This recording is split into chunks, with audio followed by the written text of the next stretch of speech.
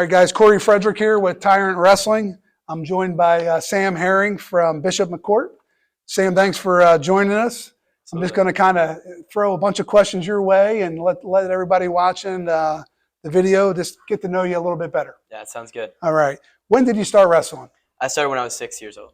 Okay. Yeah. And how did you start wrestling? So my dad wrestled in college for Air Force Academy. Okay. And so, I would say it's in my family, but I actually have 5 older siblings, and I started as the wrestler. So he got us into it, but he tried everyone else, and I was like the first one who got us into it. So that's kind of how I started wrestling, and from the beginning I fell in love with it. And so dad wrestled, and you have 5 siblings, but none of those guys wrestled, or you were the first? So at the same time when I did my first practice, my older brother did it with me. Okay. But yeah, I was like the first. Me and my older brother all started at the same time. So that's awesome. Anybody else besides dad wrestling in the family previously? Okay. That's it. Now, where did he go to high school? Where did he grow up? So he's from a small town outside of Gainesville in Florida. Okay. He wrestled for Pulaski High School and then wrestled for the Air Force Academy. Okay, Colorado. In college. Yeah, that's awesome. And then you guys ended up here somehow. So my family moved back to Florida originally before I was born, and my dad's a pilot at FedEx, and so they ended up moving to Memphis, Tennessee. Awesome. And that's when I was born, and then through about 3 years ago, we moved up here. That's awesome. Yeah. All right. Outside of wrestling, do you play any other sports? No, I'm a full-time wrestler. But have you ever played any other sports? Yeah, I've played pretty much everything, but I just always come to the same conclusion that I'd rather be wrestling. So how long has it been where you just done wrestling and nothing else right now? It's been years. Okay. Maybe 4 years. And all 3 styles? Yes. What's your favorite style? Freestyle, for sure. You guys all say that. It's so much more fun. Is Coach brainwashing you, or do you really love it? No, I actually think, since I've known Coach Bassett, he's one of the best folk style coaches I've ever known. And so, I think it's just more fun in general. That's cool. Yeah. What do you think about Greco? It's fun. I say this a lot, but I just like wrestling. And so you can ask me what I think about any style, and I'd say it's like the most fun thing I do. And so whatever I'm competing in at the time is probably my favorite style. Yeah.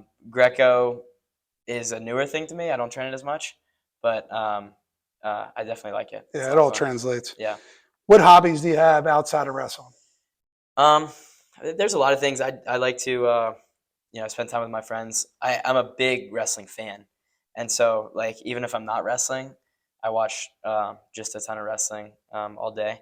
Where do you watch it? I watch wrestling at school, if that's what you're talking about. But as far as what I watch just foreigners a lot. I don't watch a whole lot of American. Are you on Flow, or is it YouTube, or where do you see all this? Deep dive in YouTube normally.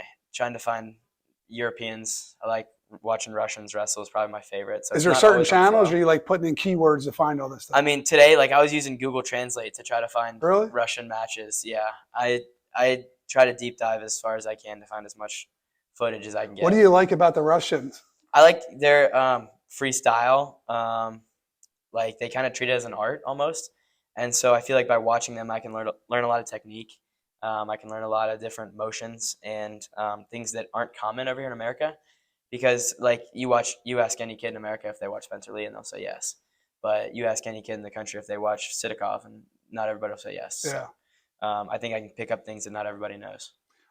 We started interviewing at the tournaments a little over a year ago. Yeah. And then, obviously we're sitting here today doing this, but when I'm running tournaments, I see you guys wrestle, but we don't really get to know each other. Right. And this is quite honestly what I love about doing interviews. Yeah, it's pretty special. Yeah, it's just learning more and getting to know people and things like that. So that's cool. Yeah. What are some top accomplishments that you're most proud of? So this year I made the Greco World Team, and I ranked 7th in the country right now, I think. So I got 4th at the freestyle trials, and then in the past is Super 32 All-American as an 8th grader in high school, Fargo finalist, I think 7-time state champion across the couple of states I've been in, and so those are probably the big ones, but hopefully there'll be some more shortly. Yeah. Well, speaking of some more, what are some goals or expectations you have of yourself?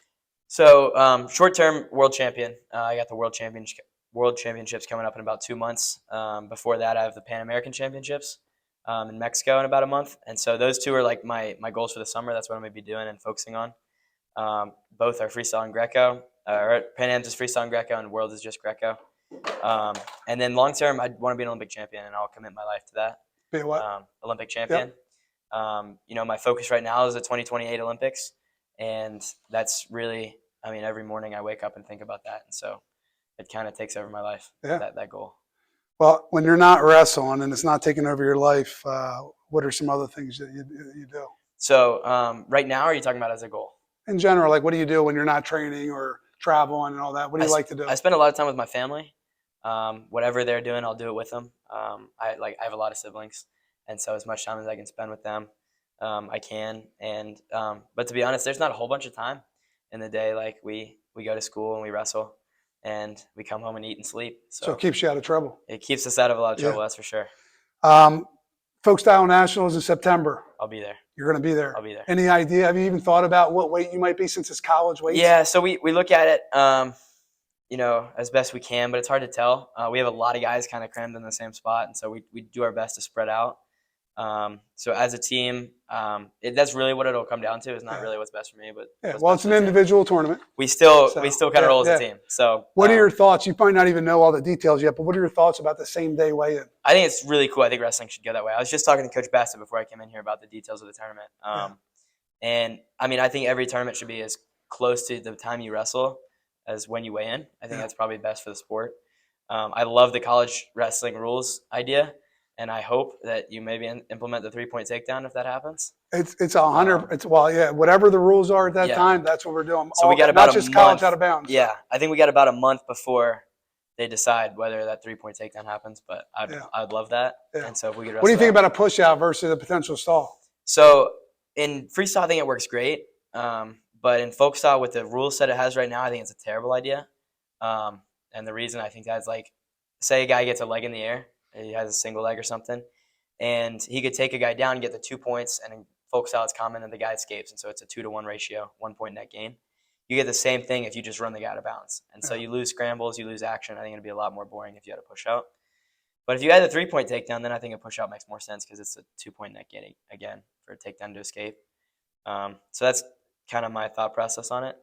Since you have some opinions here, I'll ask you this. They're not even considering this. What if they outlawed the funk in college? The funk, like the leg pass, like a roll? Yeah. Be a lot more takedowns, wouldn't there? A lot less scrambles. Yeah, that'd be kind of cool. I think it's a good for us. They're talking about a 3-point takedown, aren't they? Yeah, they are. Yeah. They are. Well, Sam, I appreciate your time. I wish you the best of luck. And if I don't see you sooner, I'll see you in September. Appreciate it. All right, great job.